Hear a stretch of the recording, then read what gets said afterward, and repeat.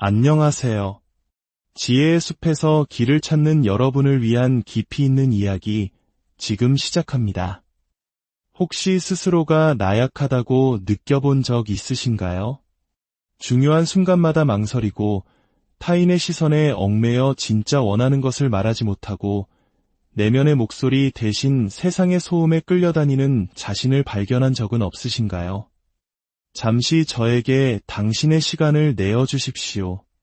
저는 당신의 그 나약함을 남김없이 지워버릴 것입니다. 뜬구름 잡는 동기부여나 공허한 희망의 말로 당신의 귀를 채우려는 것이 아닙니다. 그 대신 당신이 지금껏 나약함이라 부르던 것의 실체를 똑바로 보게 해드릴 것입니다. 그것은 실은 환상에 불과합니다. 당신이 너무나 오랫동안 스스로에게 들려주어 마침내 당신의 일부라고 착각하게 된 거짓된 이야기, 하나의 거대한 속임수일 뿐입니다.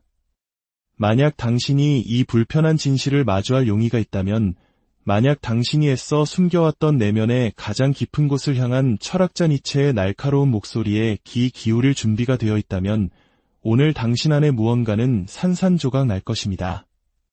그리고 그 빈자리를 채우는 것은 더 나은 버전의 당신이 아닐 겁니다. 그것은 언제나 그곳에 있었지만 수많은 거짓과 두려움의 파편 아래 묻혀있던 진짜 당신입니다.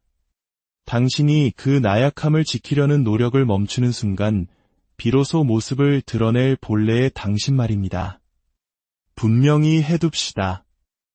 철학자 프리드리히 니체는 약자를 위로하는 데는 조금도 관심이 없었습니다. 그의 글은 상처받기 쉬운 영혼이나 예민한 감성의 소유자, 끝없는 불안에 시달리는 이들을 위한 것이 아니었습니다. 그의 글은 오직 두 눈을 똑바로 뜨고 삶의 혹독함과 폭력성마저 정면으로 마주할 준비가 된 자들을 위한 것이었습니다.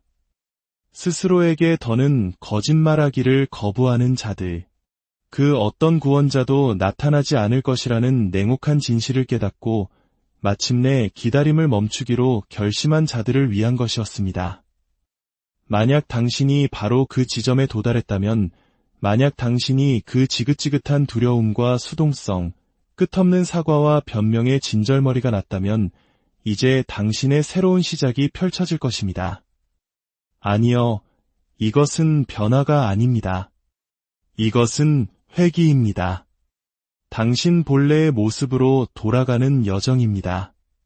강인함은 단 한 번도 당신밖에 존재한 적이 없었으니까요. 그것은 그저 자기회의와 사회적 길들이기, 그리고 안락함에 대한 중독이라는 두터운 지층 아래 묻혀 있었을 뿐입니다. 자, 그럼 이 질문으로 시작해봅시다. 나약하다는 것은 대체 무엇을 의미할까요? 대부분의 사람들은 눈물을 자주 흘리거나 신체적으로 왜소하거나 의지력이 부족한 것을 나약함이라 생각합니다. 하지만 니체는 단호히 말합니다. 그것은 나약함이 아니라고. 진정한 나약함은 감정을 표현하는 것이 아니라 감정에 굴복하는 것입니다. 진정한 나약함은 타인의 허락을 구걸하는 것입니다. 진정한 나약함은 자기 자신조차 이해하지 못하는 사람들에게 나의 가치를 인정해달라고 외주를 주는 것입니다. 진정한 나약함은 진실이 불편하다는 이유로 거짓된 평화를 선택하는 것입니다. 진정한 나약함은 타인의 비판이 두려워 내가 진정으로 원하는 것을 속이는 것입니다. 더 나아가 진정한 나약함은 자신의 게으름을 자기관리라 포장하고 자신의 두려움을 겸손이라 위장하며 자신의 불안감을 공감 능력이라 착각하는 것입니다. 그렇습니다. 나약함은 힘의 부재가 아닙니다. 그것은 자기 배신이 만연한 상태입니다. 여기 우리가 마주해야 할 잔인한 진실이 있습니다. 현대 사회는 우리를 나약하게 만들도록 정교하게 설계되어 있습니다. 당신이 받은 교육은 당신에게 복종을 가르쳤습니다. 당신이 속한 문화는 당신에게 수능을 강요했습니다. 미디어는 무력감을 깨어있는 시민의식이라는 탈을 씌워 당신의 뇌리에 주입합니다. 심지어 당신을 사랑한다고 말하는 사람들조차 많은 경우 당신의 부드러움과 침묵, 당신의 망설임으로부터 이득을 얻습니다. 그래서 그들은 그것을 부추깁니다. 당신의 이타심을 칭찬하고 당신의 수동성에 보상하며 당신의 자제력에 박수를 보냅니다. 그것이 당신에게 좋기 때문이 아닙니다. 그것이 당신을 잡고 예측 가능하며 의존적이고 결국에는 아무도 기억하지 못할 존재로 만들기 때문입니다. 니체는 이 모든 것을 꿰뚫어 보았습니다. 그는 사회가 어떻게 개인을 길들여진 가축처럼 만드는지를 목격했습니다. 그리고 이렇게 말했습니다. 개인은 무리에게 압도당하지 않기 위해 언제나 투쟁해야만 했다. 이 투쟁은 물리적인 싸움을 의미하는 것이 아닙니다. 이것은 심리적 투쟁입니다. 세상이 당신의 본능을 거세하라고 요구할 때 그 본능에 충실하고자 하는 투쟁입니다. 당신을 예에 바르고 세련되고 순종적인 존재로 만들려는 세상 속에서 당신 내면의 위험성을 지키려는 투쟁입니다. 여기서 위험성이란 폭력이나 혼돈을 의미하는 것이 아닙니다. 그것은 누구에게도 길들여지지 않는 내면의 힘, 예측 불가능한 잠재력을 의미합니다. 그러므로 당신의 나약함을 지우는 첫 번째 단계는 당신이 지금껏 나약함을 선함으로 착각하도록 훈련받았다는 사실을 깨닫는 것입니다. 우리는 아니오라고 말하는 것은 무례한 것이고 나의 경계를 확실히 하는 것은 이기적인 것이며 나 자신을 우선시하는 것은 자기애에 빠진 것이라고 믿도록 교육받았습니다. 하지만 니체는 이 모든 것을 완벽하게 뒤집어 버립니다. 그는 진정한 강인함, 즉 당신을 매력적이고 존중받으며 기억될 만한 존재로 만드는 힘은 바로 대중적 사고방식을 거부하는 데서 나온다고 말합니다. 안전을 거부하는 데서, 그리고 타인에게 사랑받고 싶어하는 욕구를 거부하는 데서 나온다고 말입니다. 자, 이제 당신에게 묻겠습니다. 타인에게 좋은 사람으로 보여야 한다는 강박을 내려놓는다면 당신은 누구입니까? 가상의 이야기가 아닙니다. 실제로 당신의 모든 필터를 제거하고 스스로를 검열하는 것을 멈춘다고 상상해 보십시오. 만약 그 누구도 당신에게 친절하고 상냥하고 겸손하며 수동적이기를 기대하지 않는다면 당신은 어떤 사람이 될까요? 무슨 말을 할 것이며 무엇을 요구할 것입니까? 그리고 무엇으로부터 미련 없이 걸어 나올 것입니까?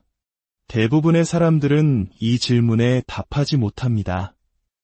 그들은 타인의 반응과 피드백 위에 자신의 정체성을 쌓아 올렸기 때문입니다.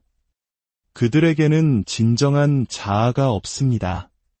그저 세상에 맞춰 살아남기 위해 조각된 가면, 페르소나만이 존재할 뿐입니다. 니체는 바로 이 점을 혐오했습니다.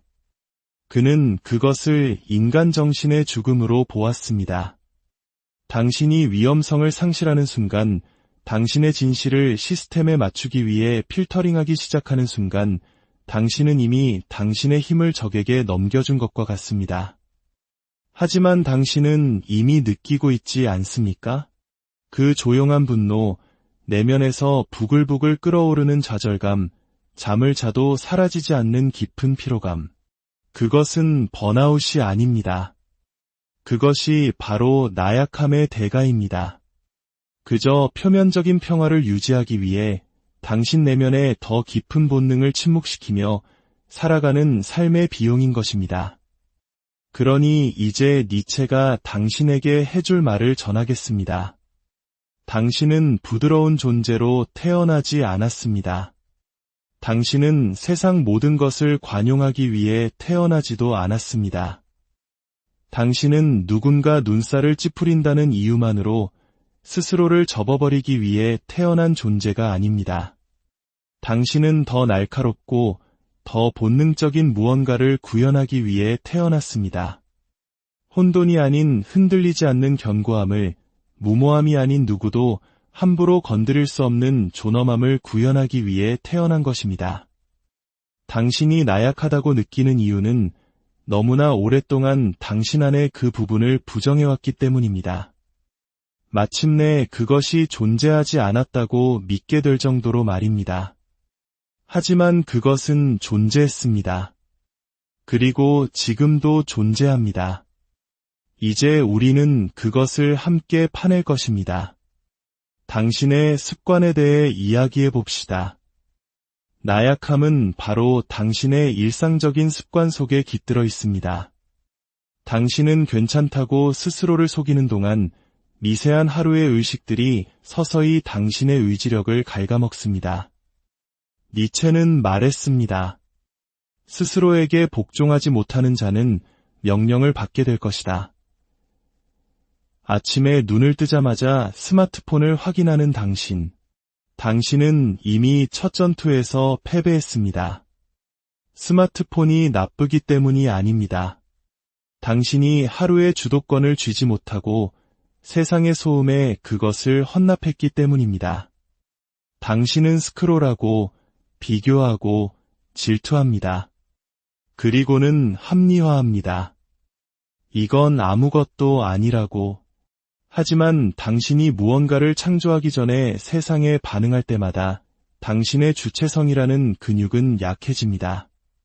당신은 감정적으로 흐물흐물해지고 날카로움을 잃고 삶에 대한 통제력을 상실합니다. 이제 그것을 바꿉시다. 화면을 보기 전에 당신의 아침을 온전히 소유하십시오. 당신의 자세를 확인하고 호흡을 가다듬으십시오. 그리고 스스로에게 상기시키십시오. 나는 수동적인 소비자가 아니다. 나는 창조자이며 건설자이며 내 삶의 전략가이다. 나의 에너지는 눈을 뜨자마자 알고리즘의 먹이가 될 만큼 하찮지 않다. 다음은 말입니다. 나약함은 당신의 언어 습관에서 드러납니다. 타인을 편안하게 해주기 위해 스스로를 희석시키는 방식, 그들이 위협을 느끼지 않도록 조심스럽게 말하는 방식, 분명히 알면서도 잘 모르겠어요 라고 얼버무리는 방식, 사과할 필요가 없는 일에 대해 습관적으로 사과하는 방식. 당신은 지금 힘을 줄줄 흘려보내고 있는 것입니다. 그리고 사람들은 그것을 본능적으로 느낍니다. 그들이 당신의 말을 경청하지 않는 이유, 당신의 말을 끊고 들어오는 이유, 당신을 과소평가하는 이유가 바로 여기에 있습니다. 니체는 속삭이지 않았습니다. 그는 불꽃으로 글을 썼고 당신 또한 그렇게 하기를 기대했습니다. 목소리를 높이라는 뜻이 아닙니다. 명확해지라는 뜻입니다. 명확함은 그 자체로 힘입니다. 명확함은 사람들을 잠시 멈추게 하고 당신의 말에 귀 기울이게 만듭니다. 만약 당신의 존재감이 아직 그런 힘을 발휘하지 못한다면 당신에게는 해야 할 일이 남은 것입니다. 당신이 망가졌기 때문이 아닙니다. 당신이 지금껏 숨어 있었기 때문입니다. 이제 그만 숨으십시오. 당신의 의견을 당당하게 소유하십시오. 군더더기 없이 명료하게 말하십시오. 그리고 구차하게 설명하려 들지 마십시오. 당신이 말을 마친 뒤 흐르는 침묵이 무게를 갖게 하십시오. 대부분의 사람들은 침묵을 두려워합니다. 하지만 당신은 아닐 것입니다. 침묵은 긴장감을 의미하고 긴장감 속에서 존중이 싹트기 때문입니다. 이제 감정에 대해 이야기해 봅시다. 당신은 강인함이란 아무것도 느끼지 않는 것이라 생각할지 모릅니다. 그것은 틀렸습니다. 그것은 강인함이 아니라 기능장애입니다. 니체는 감정적 무감각을 가르치지 않았습니다. 그는 감정적 통제력을 가르쳤습니다. 이것은 당신이 모든 것을 느끼면서도 당신의 행동을 스스로 선택할 수 있음을 의미합니다. 당신은 반응하는 것이 아니라 대응하는 것입니다. 누군가 당신을 무시할 때 당신은 폭발하지 않습니다.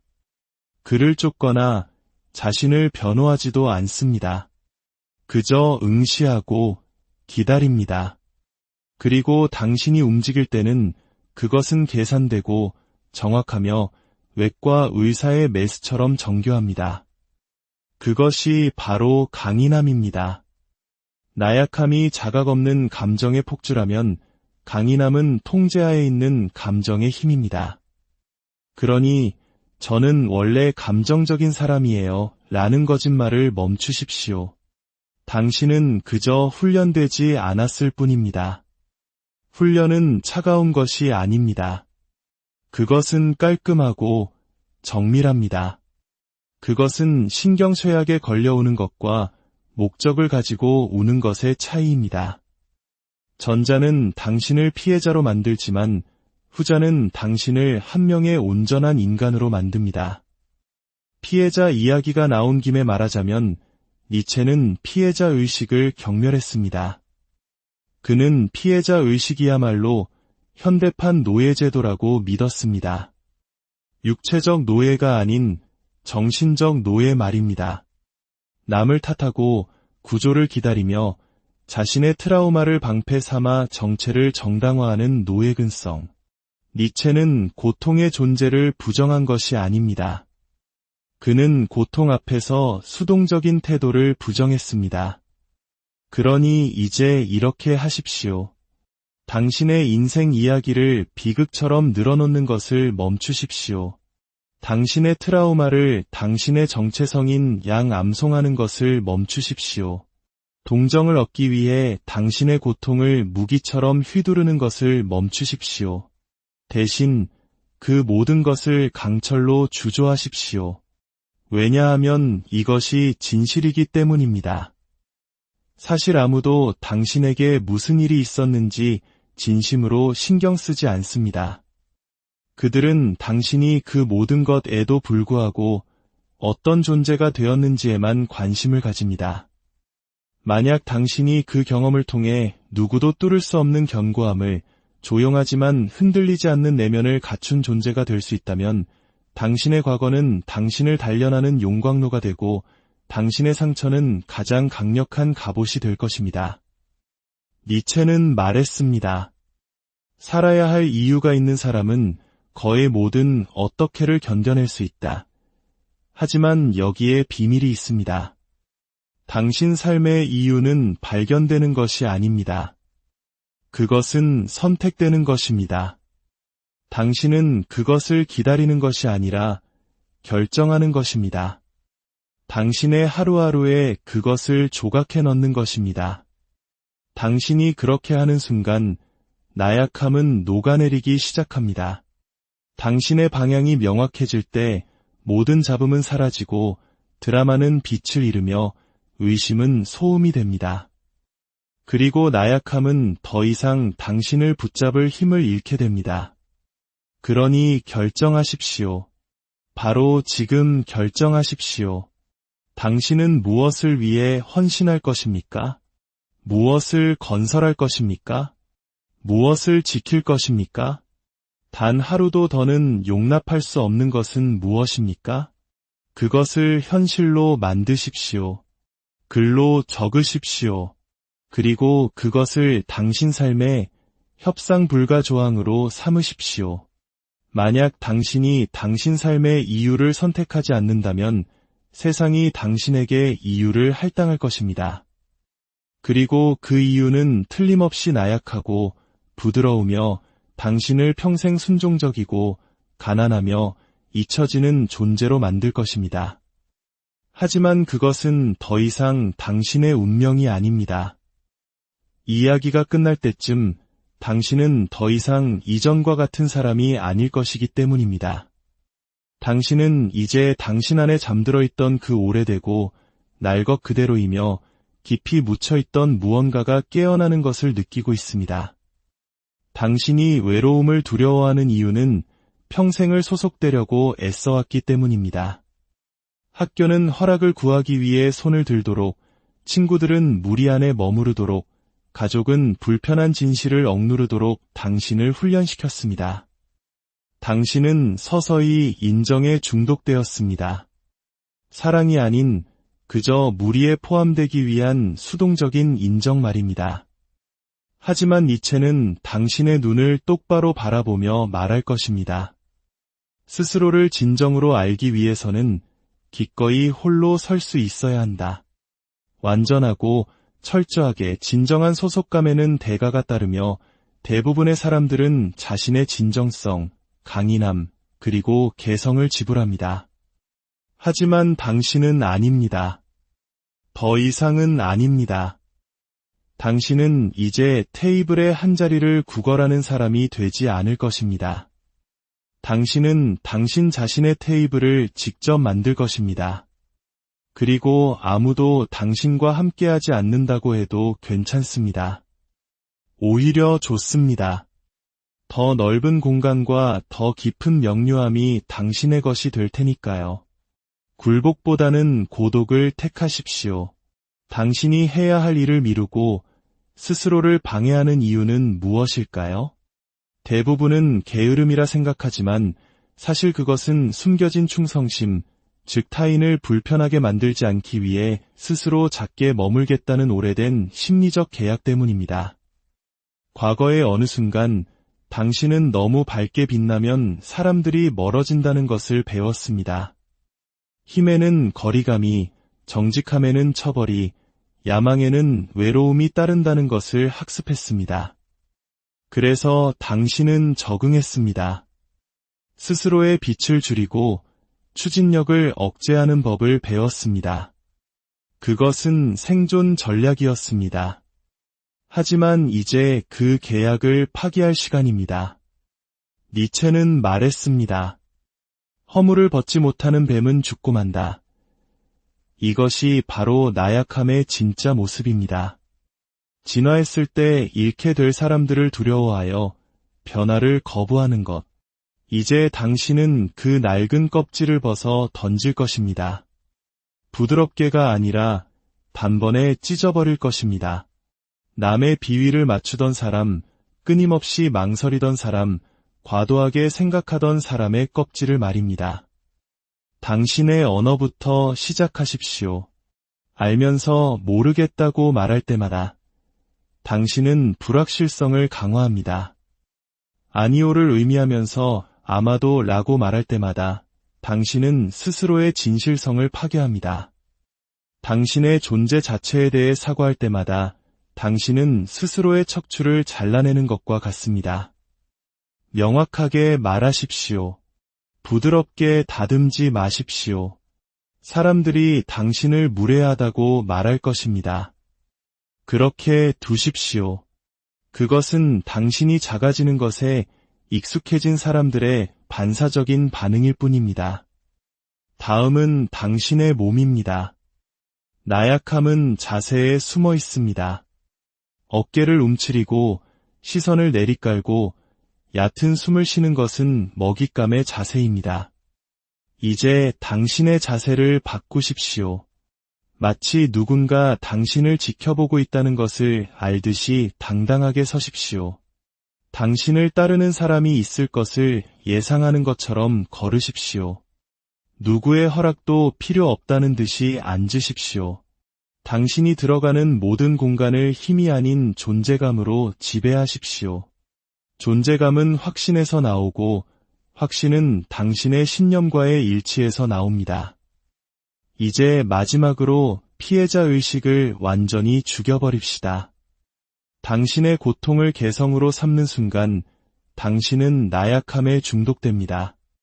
당신의 이야기를 다시 쓰십시오. 나는 트라우마 생존자다 라고 말하지 말고 나는 폐허 위에서 성을 짓는 건축가다 라고 말하십시오. 나는 학대당했다고 말하지 말고 나는 그 결과 누구도 함부로 할 수 없는 존재가 되었다고 말하십시오. 나는 불안장애가 있다고 말하지 말고 나는 내면의 고요함을 온전히 소유한다고 말하십시오. 언어는 주문입니다. 힘을 말하거나 침묵하십시오. 사실 제가 한 모든 말들을 당신은 이미 알고 있었습니다.